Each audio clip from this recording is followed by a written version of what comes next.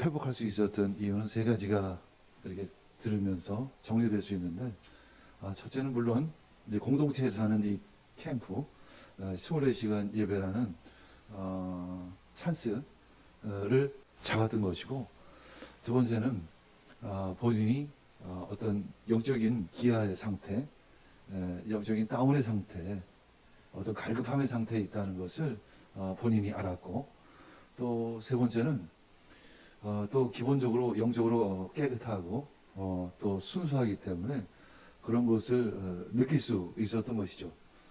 근데 이제 첫 번째가 사실 어떤 의미에서는 상당히 중요한 부분이에요. 영적인 기반이 좋다는 거. 그러나 사실 이것도 결국은 사회생활을 하고 세상살이를 하다 보면 사실 금방 이게 흐려지기 시작을 해요. 영적인 순수함도 많이 탁해지기 시작을 합니다. 이제 여기서 어떤 이는 이제 그래서 직장을 좀 정리하고 싶다. 그리고 또 좀 더 신앙을 회복하고 싶다. 이렇게 해서 직장을 그만두고 좀 더 약간 시간이 있는 그런 직장을 택하거나 나름대로 그런 믿음의 선택을 하기도 합니다. 그래서 이제 회복을 하기도 하죠. 그러나 때로는 그런 상황도 그런 여건도 허락하지 않으면 계속해서 그런 이제 바쁜 사회생활 속에서 영적으로는 좀 더 탁해지고 어느 순간 자기 자신이 내 어떤 영적인 갈급함, 영적인 빈곤함을 느끼지도 못하고 또 세상을 추구하고 또 세상에 또 시달리고 이런 상황 속에서 1년, 2년, 이제 10년, 20년 뭐 이렇게 아이 낳고 뭐 결혼 생활 아이 낳고 이렇게 살다가 이제 어느 날 그래도 하나님께서 은혜를 주셔서 다시 잡아주시면 다시 오게 되는 그런 이제 전철을 밟는데 이제 그런 기회조차도 앞으로는 점점 흐려질 수 있다라는 거죠, 사실은.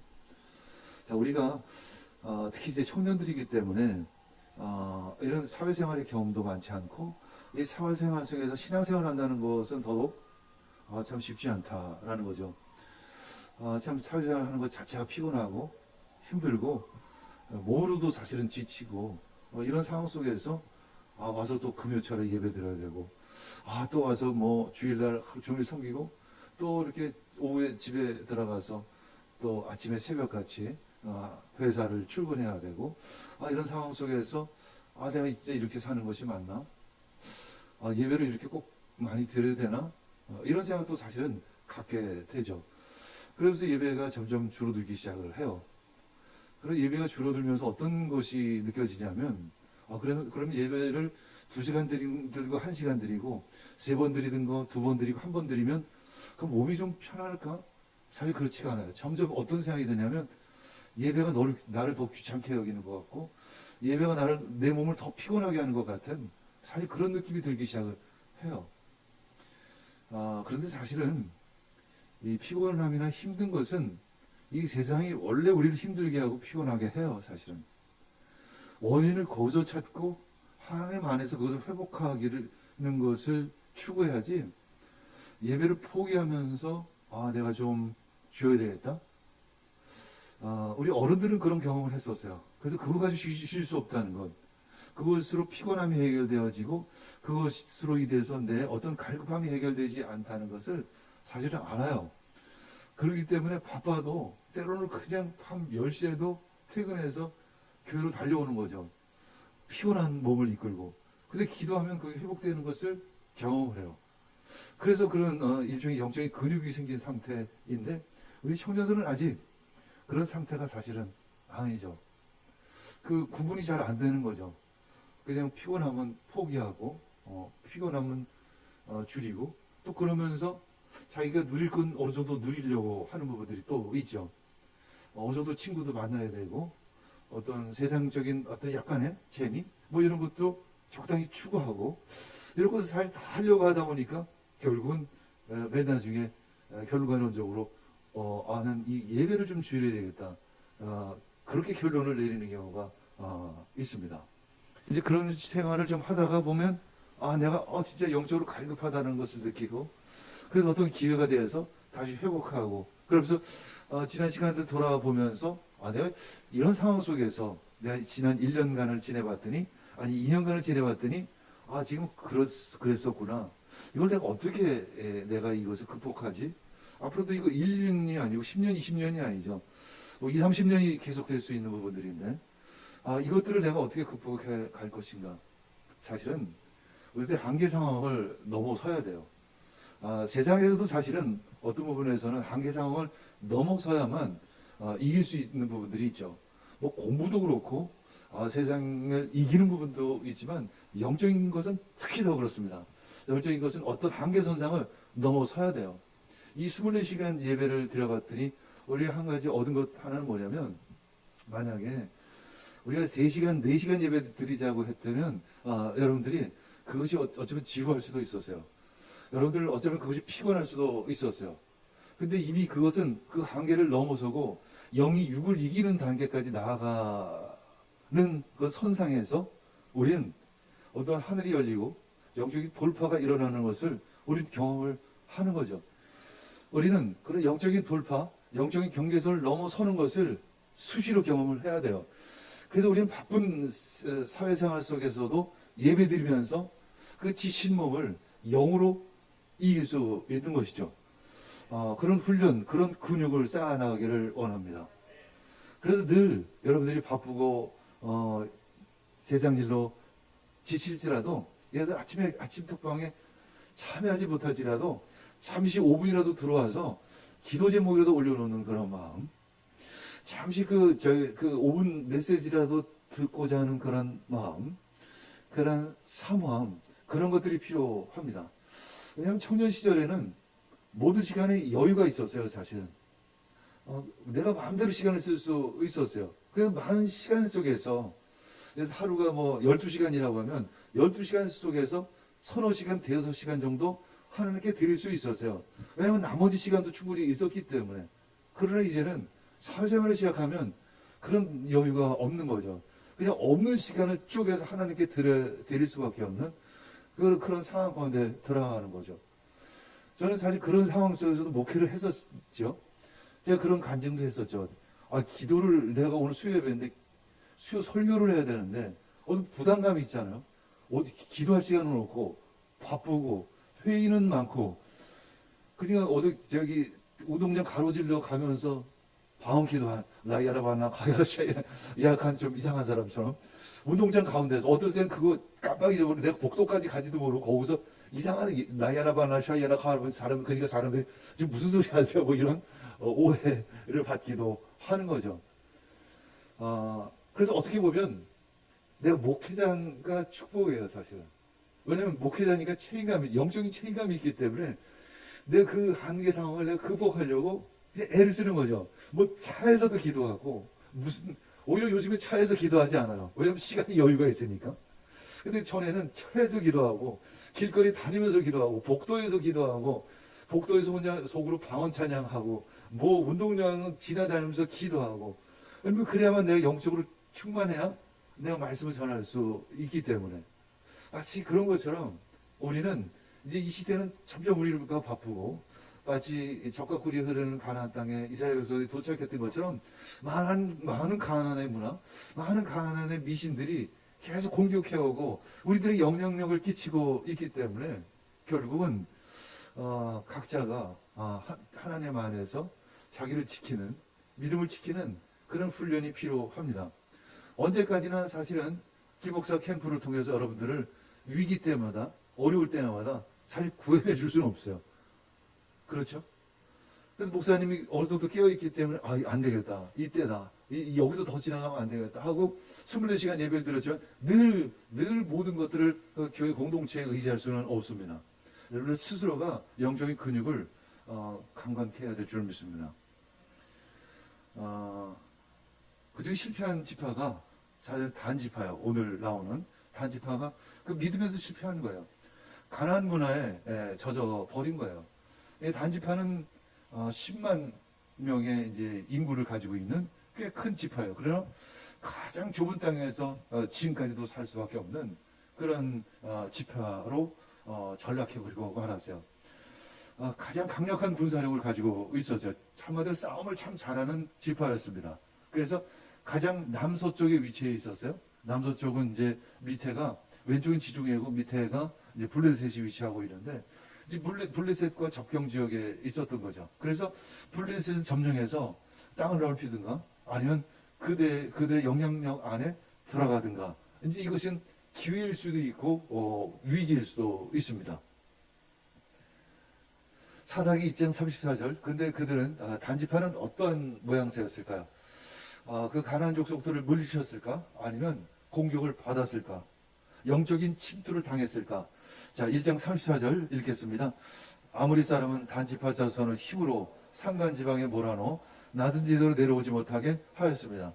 결국 단지파는 아모리 사람으로 하여금 도리어 이 산간 지역에 갇혀 사는, 산간 지역이라는 것은 알다시피 농사 지을 만한 땅은 아니죠.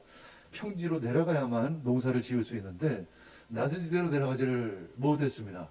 그러니까 점점 약해질 수밖에 없는 거죠. 사실 영적인 것이 그래요. 한번 무너지기 시작하면 한두 끝도 없이 이 후퇴를 해요. 사실 그 끝이 없도록 후퇴를 해요. 이게 영적인 것입니다. 신앙이 원래 그래요. 거기서 극복한다는 것이 그렇게 쉽지는 않습니다. 더더군다나 근데 이때 이제 가족이나 가족 공동체, 믿는 가족 공동체가 굉장히 중요하죠. 더군다나 같이 신앙생활하는 친구라든지 그런 공동체가 없으면 그냥 쉽사리 그저 무너져 버리고 말죠. 결국 그 10만 명의 단지파는 이 소라와 에스다올 두 지역에서 그 좁은 지역에서 살아갈 수밖에 없었어요. 그래서 그들은 늘 마치 일본 사람들이 그 자신의 그 섬나라에 살고 있는 것을 대륙으로 진출하고 하자는 욕망이 있는 것처럼 단지파 역시 계속 뭔가 이렇게 좀 다른 땅을 차지하려고 하는 그런 욕망들이 있었습니다. 하나님께서 주신 그 기업, 그 땅, 그것은 점령하지 못하고 끊임없이 이제 다른 땅들을 넘보기 시작한 거죠. 왜냐하면 하나님께서 주어주신 것은 자신의 힘으로 할 수 없다라고 스스로 생각한 거예요. 그 중에 이제 단지파 출신의 이제 삼손이 등장을 하죠. 이제 지난주까지 우리 삼손에 대해서 말씀을 묵상했는데, 삼손이 왜 오늘 말씀 이전에 등장을 했냐면, 단지파에 대해서 소개를 하기 전에 왜 삼손을 소개하냐면, 이 삼손은 단지파의 어떤 대표격인 사람이에요, 사실은. 이스라엘 마지막 사사이기도 하고, 단지파 출신이기도 해요. 이 삼손을 보면 엄청난 군사력, 강한 힘을 가지고 있죠. 이 강한 힘을 가지고 있다는 것은 바로 단지파가 마치 그런 강한 힘을 가지고 있는 지파라는 의미를 가지고 있어요. 그러나 강한 힘을 가지고 있지만 그들은 늘 자기 욕망, 자기 욕심에 따라서 움직이는 그런 사람이었다라는 거예요. 그런 나시린으로 선택을 받았어요. 단지파는 굉장히 용맹한 지파로서 이제 주위를 충분히 점령할 수 있다라고 하나님 판단하고 여호수아를 통해서 굉장히 사실은 쉽지 않은 지역을 준 것이 사실입니다. 그러나 이제 삼손은 역시 그런 힘을 가지고 블레셋을 쳐부수기도 했죠. 나귀뼈 하나 가지고 1000명을 죽이기도 했었습니다. 그러나 그는 기생과 잠자리를 지키기도 하고 블레셋 여인을 사랑해서 결혼도 하고 또 비슷하게 살림살이도 하기도 하고 결국은 그 블릴라 여인 중에 하나 들릴라, 영화에서도 잘 알고 있는 삼손과 들릴라라는 영화이죠. 이 들릴라의 그 꾀에 빠져가지고 자신의 힘의 원천이 머리카락이라는 것을 이야기를 했습니다. 사실 이 이야기 자체도 사실은 굉장히 인간적인 얘기예요. 머리카락에 힘의 비결이 있는 것이 아니라 하나님이 힘의 원천이죠, 사실은. 근데 이 삼손은 그렇게 생각을 하고 있었어요. 그러면 왜 머리카락을 잘랐더니 힘이 빠졌냐면 머리카락을 잘랐다는 것은 바로 나시린으로서의 정체성을 잃어버렸다는 것을 의미하는 거예요. 머리를 자른 것 이전에 벌써 들릴라에게 자신이 나시린으로서 머리 깎일 것을 사실 그런 비밀을 놓았던 것이죠. 거기서 이미 여호와 영은 떠나버리고 만 것이고 그의 힘의 원천은 사라지고 만 것이죠. 결국 그는 체포됩니다. 그렇죠? 체포돼서 두 눈이 뽑히고 감옥에 갇히고 또 한 소년에 의해서 이끌림 받아서 한 걸음 한 걸음 걸어갈 수밖에 없는 아주 그렇게 나약한 존재가 되어 버립니다. 그는 이제 그런 상황 속에서 그 고난 가운데서 블레셋 사람들의 그 조롱거리 상황 속에서 내면에 어떤 변화가 일어나기 시작해요. 그래도 자기 자신이 하나님의 부르심을 받았고 소명을 받았다는 것을 조금씩 깨닫기 시작을 하는 것이죠. 이제 뒤늦게 절이 들기 시작을 하는 것입니다. 바로 죽기 직전에 쉽게 해서 하나님을 다시 찾는 것입니다. 그는 참 오래간만에 하나님께 부르짖어요. 어쩌면 인생에 처음 부르짖는 그 기도일 수도 있어요. 아니면 한 수십 년 만에 참 오랜만에 기도했을 수도 있습니다. 왜냐하면 그 전에 그 삼손의 모습은 항상 자만심에 가득 차 있었어요. 내 힘이면 뭐도 다 할 수 있어 라는 그 자만심에 빠져 있었죠. 근데 한순간에 그는 몰락하고 한순간에 그는 조롱거리가 되고 맙니다. 그러면서 기도합니다. 주님, 하나님, 여호와 하나님, 나에게 마지막으로 힘을 주시옵소서. 한 번만 나에게 힘을 주셔서 하나님 내 원수를 갚을 수 있게 해주시옵소서. 사실은 그 기도조차 잘못된 기도이긴 해요. 왜냐하면 워낙 오랜만에 기도했기 때문에 제대로 기도할 수도 없었어요. 아니, 내 원수를 갚기 위해서 하나님 힘을 달라는 게 그게 말이 되나요? 그게 올바른 신앙은 아니죠. 기도를 하려면 하나님, 내가 하나님께 창피를 드렸습니다. 하나님이 부르신 하나님의 사사로서 제 역할을 못해서 진짜 회개합니다. 마지막으로 하나님께 영광 올려드리기 위해서 나에게 힘을 주십시오. 이렇게 기도한 것이 아니라 내 원수 갚기 위해서 나에게 힘을 주십시오. 근데 그에게도 하나님 기회를 주셨다는 거예요. 사실은 하나님의 은혜죠. 그러니까 한 단지파에게도 끊임없이 기회를 주시는 거예요. 그러면서 그 두 기둥을 붙잡고 밀치기 시작을 하는 거죠. 힘껏 밀며 소리칩니다. 블레셋 사람과 내가 함께 죽기를 원하노라. 그러면서 이제 두 기둥을 무너뜨리고 이 다곤 신전이 무너지면서 그 안에서 찬양하고 축제를 벌였던 이 블레셋 족속들을 몰살하고 맙니다. 이때 거물에 깔려 죽은 사람이 삼손이 평생 죽인 사람보다 훨씬 많았다. 이렇게 평가를 하고 있어요. 바로 이 단지파의 신앙의 모습이 이 삼손의 신앙의 모습과 같았다라는 거죠. 분명 하나님으로부터 부르심을 받았는데 그 부르심대로 살지 않았다는 거죠. 굉장히 육체적인 욕망대로 살았다라는 거죠. 왜냐하면 이 가나안 문화가 너무 강했던 거예요. 그들 보기에 너무 좋았던 거예요. 그들 보기에 너무나도 멋있었던 거예요. 그리고 그것을 이길 수 있는 힘도 없었고 그것을 이기려고 하는 마음도 사실 별로 없었습니다. 그냥 그것에 의해서 부화되어 버리고 말았습니다. 그래서 자만심이에요. 처음부터 단지파는 자만심이에요. 우리 힘이 강하지. 그래서 이 정도는 됐지. 그래서 내가 그 한때는 날렸는데 적과 꿀이 흐르는 가나안 땅에 도착했는데 이제 좀 편안하게 살아보지 뭐. 가나안 사람들과 하고 친하게 지내고 그들 잘 이렇게 농경 문화도 배워서 농사도 잘 져서 한번 여기서 그냥 그럭저럭 살아보지. 나름대로 그렇게 살아왔던 것이죠. 자, 그러면서 이제 미가라는 자가 등장을 합니다. 미가의 이름은 의미는 누가 여호와 같은가라는 의미를 가지고 있죠. 답은 뭐죠? 아무도 없다는 거. 그 시절에는 아무도 하나님과 같은 사람은 없다. 그는 어머니의 그 은을 도둑질하기도 합니다.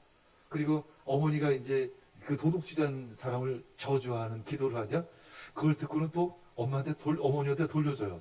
이제 돌려주니까 아이를 또 책망하는 것이 아니라 오히려 아이를 축복합니다.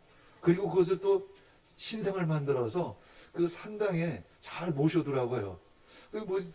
자기 나름대로는 하나님을 잘 믿는다고 하지만 다 우상짓이죠. 사실은 미신짓이죠. 미가는 스스로 신당을 소유하고 자신이 선택한 장소에서 스스로 예배 초소를 만들어서 제사를 지내는 거예요. 당시에는 실로에 이 성막이 있었고 그곳에서 제사를 드렸습니다. 그곳에서만 제사를 드릴 수 있게끔 되어 있어요. 자, 우리가 여기서 또 하나님의 그 비밀을 알아야 됩니다. 우리가 개인적으로 내가 하나님이 원하시는, 하나님이 약속하신, 하나님이 명령하신 장소에서 예배드리지 않았을 때 그것이 어떻게 왜곡되어지는지를 우린 잘 볼 수 있습니다. 나는 온라인 예배는 온전한 예배라고 볼 수 없다는 것이죠. 그렇게는 온전한 예배를 드릴 수가 없습니다. 온라인 예배는 공동체적 예배도 안 해요. 물론 이럴 수 있습니다. 몸이 아파서 도무지 예배당에 갈 수 없는 경우는 온라인으로 예배를 드릴 수 있겠죠. 그러나 그 어떤 이유로도 모여서 드리는 예배를 피할 수는 없는 것입니다. 온라인 예배가 온전한 예배가 될 수가 없는 거예요. 그건 다 부수적인 것이고 보조적인 역할은 우리가 할 수 있겠죠. 이제 그때 그러면서 이제 미가는 그 자기 형제들 중에 하나를 제사장으로 삼아서 또 스스로 그를 거룩하게 했어요. 도대체 어떻게 거룩하게 했는지 도대체 모르겠어요. 양 좀 잡아가지고 피 좀 뿌렸는지 모르겠어요. 뭐 그렇게 해서 그게 거룩하게 되는지는 말이 안 되는 이야기죠. 근데 그러고 나도 뭔가 좀 찝찝한 거예요. 뭔가 좀 들은 풍월이 있었던 거예요. 그래도 레위 지파 사람이 제사장을 해야 된다는 이 막연한 지식은 가지고 있었어요. 그때 어떤 한 레위 지파 출신의 청년이 지나갑니다. 그를 만나서 미가가 묻습니다. 어디를 가십니까? 무엇을 찾으러 가십니까? 이렇게 얘기했더니 한마디로 그가 내가 사역지를 좀 찾습니다. 뭐 이런 얘기예요. 내가 좀 돈벌이를 좀 찾습니다. 그랬더니 미가가 레위 지파 청년에게 제안합니다. 그러면 우리 가문의 제사장이 좀 되십시오. 그럼 내가 적당히 보수도 주고 숙식도 제공할 것입니다. 이제 레위 청년은 참 대만족입니다.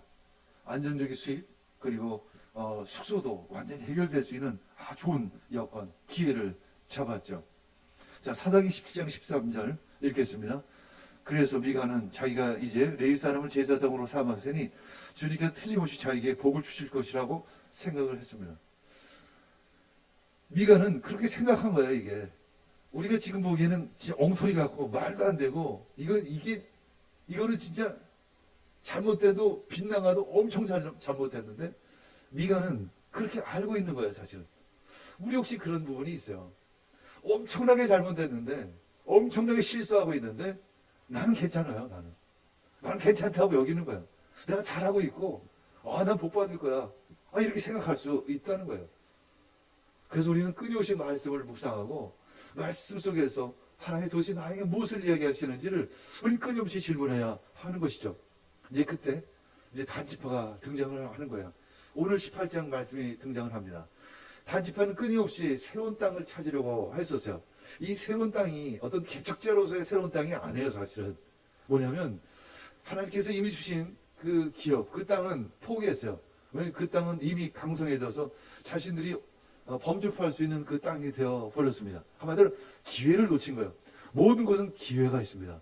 그 기회를 놓치면 다 하는 거예요. 사실은 그것은 세상에서나 영적인 세계나 같습니다. 영적으로 그것을 점령해야 하는 거죠. 그래서 북쪽으로 올라갑니다. 좀 약한 백성들, 약한 종족이 좀 없나, 약한 지역이 없나 하면서 이제 정탐꾼 5명을 보냈는데 마치 에브라임 산지 지역을 지나가다가 미가의 집에 머물게 돼요. 근데 미가의 집에 머물면서 우연히 그 레위 청년을 만나게 됩니다. 그 미가의 제사장으로 고용된 그 청년의 질문이에요. 당신은 뭐라 여기 있습니까? 한마디 이 얘기예요. 당신 직업이 무엇입니까? 이 질문이에요. 영어로 보면 What is your business? 이렇게 이야기를 해요. 그랬더니 나의 직업은 여기서 미가의 제사장으로 여기서 돈을 받고 여기서 숙식을 제공하기 때문에 여기서 잘 지내고 있습니다. 이런 이야기를 해요. 이 뉘앙스에는 뭐냐면 더 좋은 직장이 있으면 더 좋은 돈 많이 주는 사업지가 있으면 내가 갈 수 있다는 뉘앙스가 이 안에 충분히 깔려 있는 거예요. 이 당시의 리더십들이 이 종교적인 지도자들이 이 모양이었다는 것입니다. 그때 이제 이 단지파의 이 정탐꾼 5명이 그런 제안합니다. 그럼 우리가 이 새로운 땅을 점령할 텐데 그때 당신이 우리 지파의 제사장이 되어 주십시오. 아니 한 가문의 제사장보다는 한 지파의 제사장이 훨씬 출세한 것이 아닙니까? 우리가 주교에서 보수도 주겠습니다. 우리가 더 좋은 잠자리, 지금까지 당신 투룸에 살았습니까? 우리가 3룸 주겠습니다. 뭐 이런 제안을 하게 된 거죠. 결국 이제 이 정탐꾼 5명은 라이스라는 지역까지 북쪽으로 올라갑니다. 활몬산 바로 밑에 있는 지역인데 보니까 이 사람들이 아주 백성들이 착해요. 전쟁도 잘 모르는 사람들이에요. 무기도 별 볼 일 없어요. 충분히 우리가 이길 수 있을 것 같아요. 아주 평화롭게 사는 사람이었습니다. 한마디로 양민이라고 얘기하잖아요. 그냥 아주 선한 사람들이에요. 이 지역을 점령하면 참 좋겠다. 이건 따놓은 당상이다. 뭐 이런 식이죠. 그리고 이제 본토로 돌아가서 이제 보령에다가 보고를 합니다. 자, 사사기 18장 10절 읽겠습니다. 우리가 거기에 가기만 하면 넓은 땅에서 평안하게 살고 있는 백성들을 보게 될 것입니다. 하나님이 그 땅을 우리 손에 넘겨주셨습니다. 무엇 하나 부러울 것이 없고 부족한 것이 없는 것입니다. 이렇게 보고를 하는 것이죠. 근데 여기서 주목할 것은 하나님이 그 땅을 우리 손에 넘겨주었다. 이런 표현을 한다는 것입니다. 우린 늘 일의 습관처럼 그런 이야기야. 하나님이 하셨어. 하나님이 우리를 이끄셨어. 이런 이야기를 합니다. 가끔 저도 그런 기도를 해요. 하나님, 이 마포, 이 대한민국가는 전도할 때도 참 많잖아요. 뭐 좀 아파트도 좀 있고, 뭐 좀 아파트 단지도 좀 있어야 전도도 할 텐데, 이 대학생들은 교회 오기도 싫어하고 참 틈도 잘 보이지 않고, 하나님 우리 교회를 말이지 이 신도시로 좀 옮겨주세요. 좀 더 넓은 땅으로 옮겨주세요. 그래서 우리가 더 부흥할 수 있도록 해주세요. 하나님, 이게 더 하나님을 위해서 유리한 것 아닐까요? 가끔 이런 기도도 해요. 그러나 아직까지는 응답이 없습니다. 근데 응답이 없이 그냥 움직인 거예요, 사실은. 그렇죠? 그런 식입니다. 그러니까 응답이 없이, 그러고 하나님은 더 크게, 더 좋은 곳으로, 하나님 더 많이 부흥을 하고, 더 기회가 있는 땅으로, 영적으로 기회가 있는 땅으로 가면 하나님이 더 좋아하실 거라는 막연한 생각을 하고, 그래 움직이기 시작을 하는 거예요. 그리고 하나님이 좋아할 거야. 하나님의 뜻이야. 막 이렇게 명분을 세우는 것입니다. 우리는 그러지 않나요? 우리는 자주 그런 모습을 보입니다. 단지파는 하나님으로부터 분배받은 땅이 분명히 있었고, 그 땅을 제대로 점령하지 못하자 스스로 자신의 기업을 정하죠. 그리고 하나님이 그 땅을 우리 손에 넘겨주었어. 이렇게 이야기를 하는 것입니다. 그리고 이제 600명의 군사를 이끌고 이제 공격을 하기 시작을 합니다. 그리고 이제 아주 쉽게 그 지역을 점령을 하죠. 그래서 라이스를 이제 단지파의 이름을 따서 단이라고 새롭게 개명을 합니다. 그리고 이제 그곳을 마치 수도처럼 이제 단지파의 중심으로 삼죠.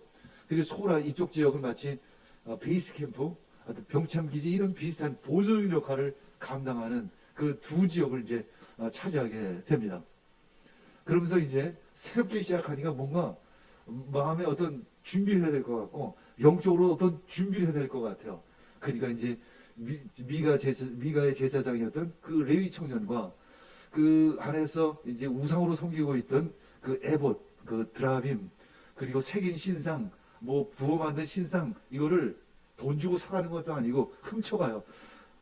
이걸 훔쳐서, 예를 들어서 남의 교회 가가지고 십자가 뭐 좋은 거 다 훔쳐다가 개척한다고 자기 교회에다 세우는 거하고 똑같아요. 뭐 그런 일은 없겠지만 그런 식이죠. 예를 들어서.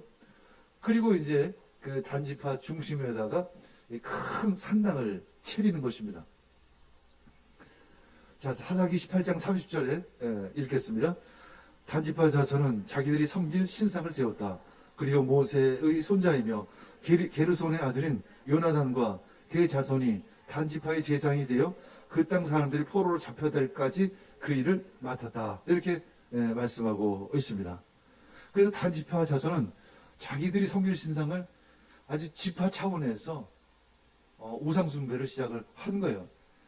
그 전에는 이제 개인적으로 가족별로 좀 우상을 섬기기도 했어요. 그러나 이렇게 지파 차원에서 아주 대대적으로 우상을 섬긴 것은 단지파가 최초라는 거죠.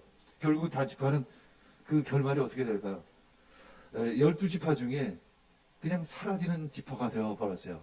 나중에 보면 단지파는 이름만 남아있을 뿐 실체는 없는 지파가 되어버립니다. 왜냐하면 정체성이 사라지면 그 존재 자체도 사라지는 거예요. 신앙이 사라지면 그 존재 자체가 사라지는 것입니다. 신앙이 우리들의 정체성인 것입니다. 근데 여기 또 보면 18장 30절에 보면 지난번 레위 청년의 누구인지가 나타나요. 이름이 누구인지를 나타나고 그의 가문이 누구인지를 왜 이제서야 밝힐까? 그것도 재밌습니다. 미가가 자기 제사장으로 삼을 때 그 이름을 밝히고 그의 출신을 밝히지 않고 왜 이제서야 그 출신을 밝힐까? 그는 누구인죠? 바로 모세의 손자라는 거예요. 아니, 모세 하면 이스라엘 백성들을 이끌고 출애굽한 이스라엘의 대단한 그 지도자, 엄청난 지도자, 모세 오경을 지은 사람, 쓴 사람. 그런데 그 모세의 손자가 한마디로 이 짓을 하고 다니는 거예요. 이것이 바로 이스라엘 당시의 신앙의 모습이라는 것입니다. 지금 사사기를 통해서 우리에게 주시는 메시지가 분명히 있어요. 이들은 아직까지도 자신들이 신앙생활을 잘하고 있다고 착각을 한다는 거예요. 나름대로의 신앙생활을 하고 있다고 생각을 하는 것입니다. 그들은 늘 언제나 주여 주여 합니다. 늘 언제나 주님, 하나님의 이름으로 하나님이 하셨어. 하나님의 능력이야. 하나님의 영광을 위해서 하나님 찬양드립니다. 늘 말은 그렇게 한다는 거예요. 근데 성경에서는 이 단지파는 최초의 우상숭배자요. 멸절될 대상이다. 한마디로 12지파의 단지파는 누구와 같을까요? 예수님의 12제자 중에 누구와 같을까요? 마치 가룟 유다와 같은 그런 지파로 타락을 해버린 것입니다. 우리가 미끄러질 때는 내가 미끄러지는 것조차 잘 알지 못한다는 게 참 어려우며 문제다라는 거죠. 우리는 늘 깨어 있어야 하는 것입니다. 오늘 지혜자매가 그래도 내가 영적인 갈급함이 있습니다. 내가 영적인 기아 상태에 있습니다라는 것을 깨닫는 것은 엄청난 일입니다. 그것은 이미 분별력이 있고 영적으로 깨어있기 때문에 자신의 모습을 볼 수 있습니다. 우리는 언제나 오르막이 있을 수 있고 내리막이 있을 수 있어요. 그러나 그 상태를 내가 느낄 수 있어야 되고 알 수 있고 그리고 때가 되면 기회를 붙잡을 수 있는 그러한 믿음의 힘이 있어야 됩니다. 참신앙은 내가 아니라 바로 이웃이죠. 우리 단지파에게 질문할 수 있어요. 네 신앙이 진짜인지 가짜인지. 첫 번째, 네가 하나님께 영광을 올려드렸느냐 이런 질문을 하는 거죠. 단지파는 하나님께 영광을 올려드린 게 아니에요. 자신의 욕심들을 채운 거죠. 그렇죠? 우리는 하나님께 늘 영광 올려드리는 삶이 되어야 하는 것이죠. 내 공부를 하든 직업을 갖든 내가 무슨 일을 하든 하나님께 영광을 올려드릴 수 있는 그런 일들이어야 하는 거죠. 두 번째, 내 이웃을 위해서 한 일이었느냐라는 질문을 해봤을 때 단지파는 그렇지 못했어요. 그냥 그저 자기 자신이었어요. 그리고 평화롭게 살아가고 있는 라이스 종족들을 그냥 무참히 학살해버리고 대신 자기 그 땅을 차지해버리고 하는 것이죠. 하나님은 그 땅을 허락하지도 않으셨어요. 근데 그들은 이건 하나님이 허락하신 거야 하면서 그 양면을 무참하게 쳐 죽이고 그 땅을 빼앗아 버리고 마는 것입니다. 세 번째는 그 어떤 하나님의 능력을 통해 그 신앙을 통해서 자신의 유익을 구하지 않아야 하는 거죠. 근데 단지파는 끊임없이 우상 숭배를 하면서 하나님이 우리를 자신을 축복할 것이라고 이야기를 하는 것이죠. 우리의 참신앙은 하나님을 사랑하고 이웃을 사랑하고 또 공동체를 세우는 것이 신앙의 중심, 우선순위가 되어야 될 줄 믿습니다. 내가 지난주에 하는 일, 했던 일, 그 중에 하나님께 영광을 올려드리는 일이 도대체 어떤 것이었을까? 그리고 반대로 내 유익을 취한 것은 무엇이었을까? 그 질문을 하시기를 원합니다. 거기서 그것이 신앙의 이름인지 아니면 거짓인지가 우리는 분별할 수가 있는 거죠. 우리는 끊임없이 우리 삶에 대해서 질문을 해야 합니다. 내가 이 선택한 것이 나를 위한 것인가? 하나님을 위한 것인가? 하나님께 영광 올려드리는 것인가? 아니면 나의 이익이 되는 것인가를 우리는 끊임없이 질문해야 하는 것이죠. 그러면 우리는 이 단지파와 같이 마치 가룟 유다처럼 적그리스도적인 삶을 살지 않게 되는 것이죠. 사탄이 누구이죠? 사탄은 원래 천사였죠. 우리는 그것을 늘 기억해야 합니다. 타락한 천사였다는 것을 우리는 기억해야 하는 것이죠. 오히려 믿지 않는 사람들은 믿을 수 있는 기회가 있어요. 그러나 한번 물러서기 시작하면, 한번 무너지기 시작하면 회복하기가 더 어렵다는 것. 우리는 그것을 알아야 될 줄 믿습니다. 그리고 하나님이 주신 기회를 늘 붙잡고 늘 깨어 기도하기를 원합니다. 그것이 긴 시간이 아니라도 상관이 없어요. 사실은 짧은 시간이라도 그 중심이 늘 하나님께 있으면서 진짜 열심히 2시간, 3시간, 10시간 일을 하다가 짬이 5분 나서 쉬는 것이 아니라 5분 동안에 내가 아침 톡기도에 그 중보 제목 하나 올리는 주님, 제가 지금 이 바쁜 시간 속에서도 늘 하나님을 찾을 수 있도록 기도 부탁합니다 하고 그렇게 기도 제목 하나 올리는 것이 엄청난 것이다라는 거죠. 그것이 엄청난 힘이에요. 금요 철야 때 나와서 기도하고 물론 그것도 중요하지만 그것보다 사실은 더 중요한 것은 우리 삶 속에서 늘 하나님을 기억하고 순간순간 내가 하나님을 찾고 순간순간 내가 기도하고 내가 화장실에 앉아서 내가 방언으로 기도하는 거고 뭐 내가 차에서 왔다 갔다 하면서 잠시라도 내가 기도하고 이런 삶이 하나님 보시기에 너무 이쁘고 너무 아름다운 것입니다. 우리는 그런 삶을 살아갈 수밖에 없습니다. 그렇게 살지 않으면 이 바쁜 생활 속에서 우리들의 신앙을 니아스 가고 싶다고 하지만 니아스 여러분들 몇 년 지나면 여러분들 머릿속에 사라져질지도 몰라요. 가자 그러면 그거 되게 더운데 목이 엄청 많은데 비행기 값이 엄청난 그 생각이 먼저 확 들어와요. 그러면서 딱 포기하고 말이죠. 그 시간이 순식간에 온다는 거예요. 사실은 가고 싶다라는 마음, 우리가 그 영상을 보면서 가고 싶어라는 마음을 주신 것만 해도 진짜 대단한 것입니다. 주님, 그 마음이 있을 때 하나님을 붙잡으시기를 원합니다.